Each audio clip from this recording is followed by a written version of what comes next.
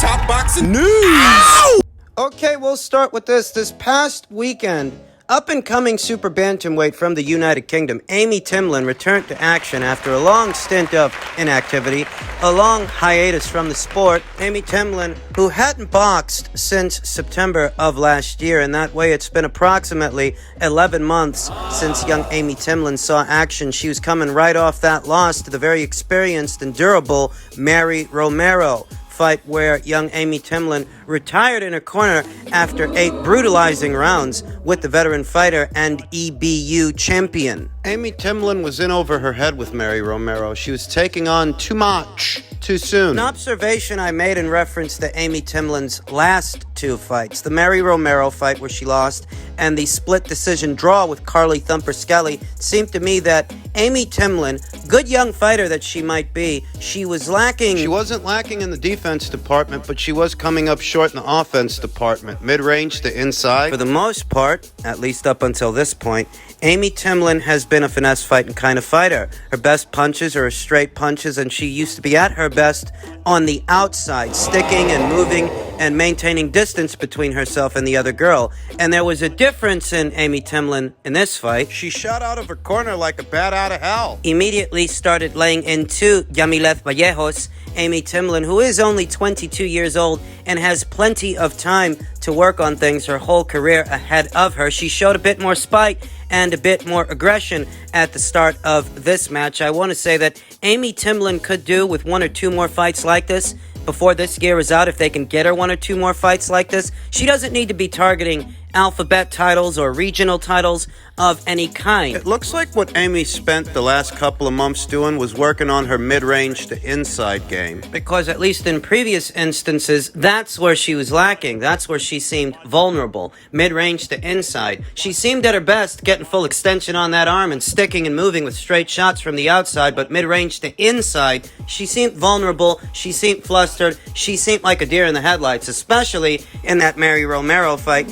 Areas of vulnerability in the Carly Thumper Skelly fight. And I think what Amy and her team have spent the last 11 months doing is working on that so she can show a bit more spite, a bit more mean streak, akin to what we're seeing in young Taylor Robertson. Young amateur standout Taylor Robertson of Australia, who like Amy Timlin started out as a finesse fighting kind of fighter, but has been showing a bit more mean streak, more spite as of late. Taylor Robertson, she's down there at 115 pounds. That's super flyweight. Young Amy Timlin campaigns 2 divisions north of super flyweight at super bantamweight, 122 pounds. And Amy Timlin has the good fortune of campaigning in a densely populated division, a densely populated weight class where there are ample veteran gatekeepers and journeywomen, as well as world-class contenders, established ones, and world champions, of which there are 4. You got New Zealand's own Shernika Johnson holding the blue belt, holding the IBF. Mexico's own Yamileth Mercado holding the green belt, holding the WBC. You have France's own unbeaten champion holding the violet belt, the WBO title, Sigaling Lafarve. And you have Venezuela's own veteran fighter and champion holding the WBA title, Mayerling Rivas. She's a matchroom fighter. She fights on that side of the street. The alphabet titles at this weight are split 4 ways between 4 separate fighters, 4 separate champions. Amy Timlin's not ready for any of them. But that is the lay of the land. At least right now it is. I think it'll be some time before Amy Timlin is ready to challenge a champion for an alphabet title. And I'm not talking just months. I'm talking about years. She needs a lot of professional experience. She needs to get more rounds in the bank with more different kinds of fighters. Finesse fighters, maulers, and brawlers. Boxers and boxer punches. Don't kid yourself. Amy Timlin may have close to the same number of fights as an Ellie Scottney, for example. But Ellie is a little bit more ready for the big time. She's coming off a career best win over a former champion in Maria Cecilia Roman. She's set to take on Mary Romero, the woman who gave Amy Timlin her first professional loss. And for what it's worth, Ellie Scottney is a lot more ready for that fight with Mary than Amy Timlin was last year. And there's no shame in that. There's no shame in having lost that fight to Mary Rory Romero. There's no shame in that, but there is a lesson. They need to slow things down a bit, ease Amy Timlin back into activity. She's already rebounded. She's already gotten herself back in the winner's bracket, but don't go putting her in there. Don't be in a rush to do things. She's very young. She's got plenty of time. She don't actually need to be fighting for alphabet titles or regional titles, local area titles of any kind. Not at this point. The best thing they can do for Amy now is let her make up for lost time for the last 11 months, get her some more rounds in the bank before they target someone more interesting. Keep your eyes peeled for the ring return of young Amy Timlin, who advanced to a professional record this past weekend. She advanced to a professional record of 5 wins, 1 loss with 1 draw. And let's see if they don't get Amy Timlin back out there at least one more time before this year is out, because there is still time.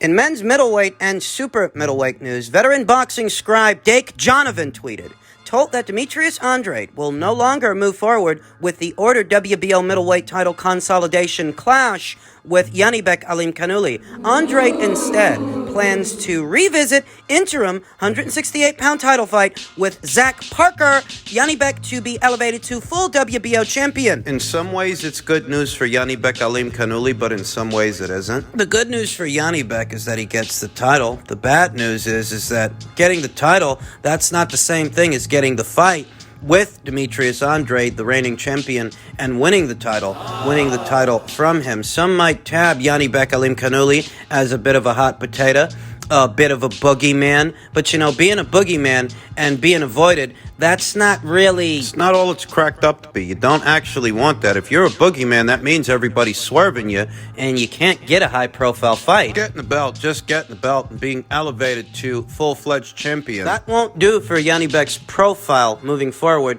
What an actual fight with Demetrius and an actual victory, what that would have and could have done for him moving forward. So in some ways, it's unfortunate. Take the good with the bad. He gets the belt, but he doesn't get the profile boost. The most that Top Rank can do for that guy, and I've said this before, is keep him busy, keep him active, and find him guys to fight. Perhaps he can hope to amass an organic following by showing what he can do, not against high-profile opponents, of which there aren't that many left in today's middleweight division, but seeing the guy often enough, seeing the guy get out there on a regular basis and starch guys, that might help to build his profile, build his reputation, and amass a following organically. As far as Demetrius, he's decided to go ahead with a trip up north to 168 pounds. He does want to take on Zach Parker, presumably on the Queensbury Promotions and BT side of things. That's where the fight was going to be before it got postponed. Demetrius Andrade himself being a network and promotional free agent, there's not much chance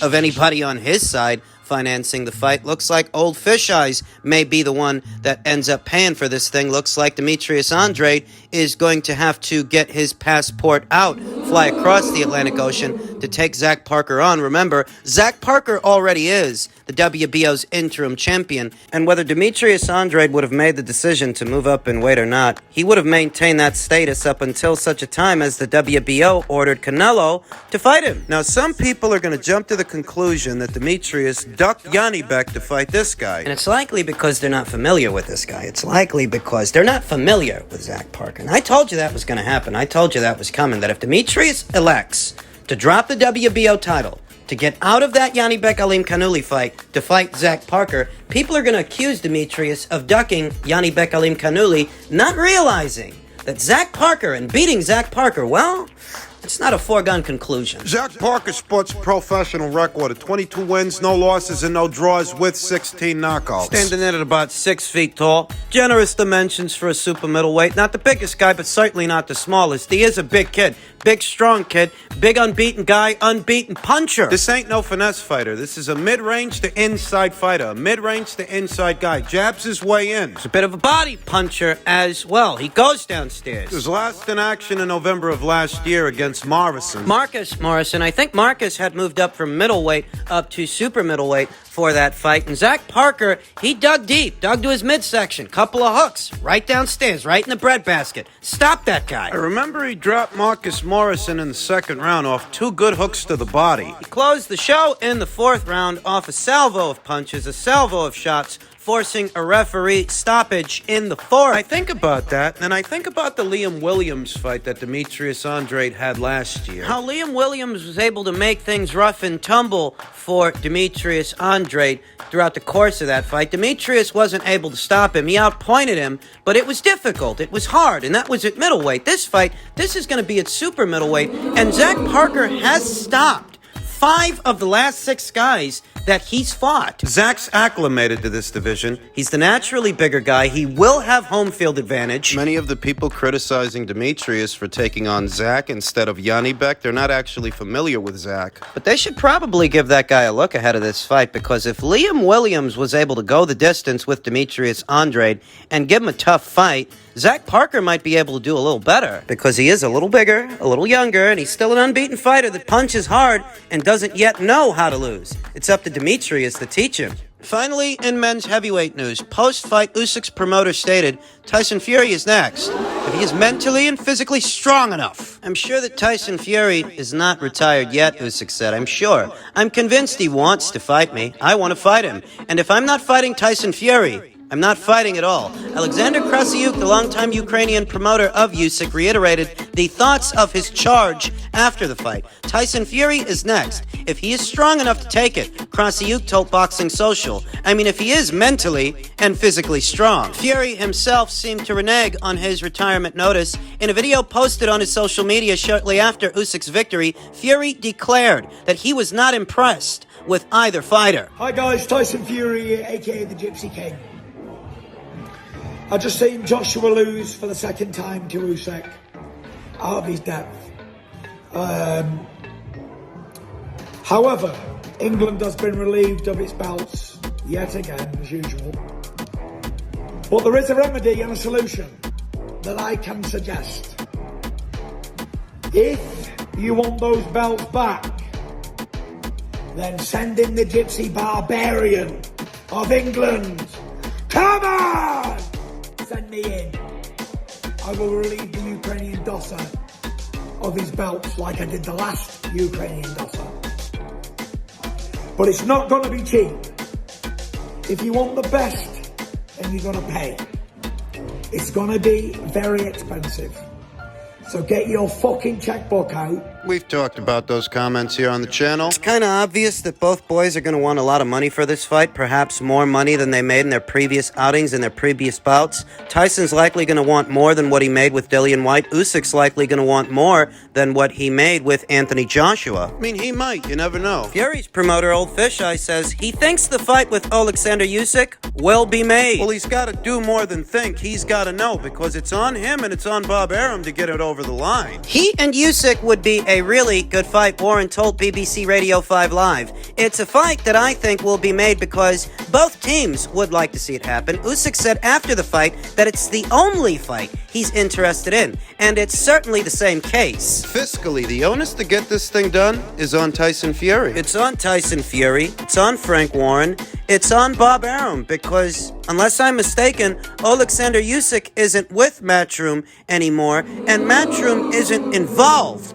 in this thing. I mean, until further notice, we have to assume that Eddie Hearn and Matchroom and those Saudis, they're not in the picture anymore. And it was those Saudis that paid for this weekend's fight. Frank Warren stated, it's just a matter of where will it generate the most income, because it's a unique fight. It's a historic fight. It's the first time for God knows how long that 4 belts are on the line. Both fighters are undefeated. The whole world of boxing will be captivated by this fight. Yeah, they might be, but somebody's got to bankroll it. Somebody's got to foot the bill. And the question of where the fight happens, it's a rather important question, because that directly affects what money is on the table. Frank Warren entertained the possibility of Fury facing Joshua after this fight. I talked about that in my previous video, that if Tyson Fury emerges the victor, if he becomes this division's undisputed champion, I can see him sticking around long enough to lock horns with Anthony Joshua once Anthony gets himself back in the winner's bracket. Frank was quoted as saying,